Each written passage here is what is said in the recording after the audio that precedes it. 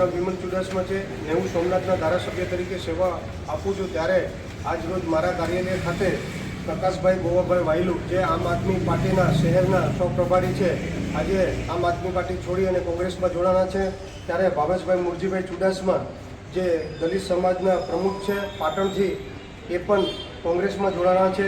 ત્યારે રવિભાઈ વાઘેલા જે ભોઈ સમાજના યુવા અગ્રણી છે અને તમામ મોટી સંખ્યામાં જે આમ આદમી પાર્ટી છોડી અને કોંગ્રેસમાં જોડાણા છે। ત્યારે કોંગ્રેસ પરિવારમાં એક ધારાસભ્ય વતી, શહેર પ્રમુખ દીપકભાઈ વતી, તાલુકા પ્રમુખ હિરેનભાઈ વતી તેમને આવકારું છું અને સંગઠન મજબૂત બને અને આવનારી ચૂંટણીઓમાં નગરપાલિકાની ચૂંટણી આવી રહી છે ત્યારે મજબૂતાઈથી લડી અને પાટણ ભીડિયા વેરાવળને નગરપાલિકા કોંગ્રેસની બને એવી તમામને કામે લગાવવા માટે હું શુભકામના આપું છું।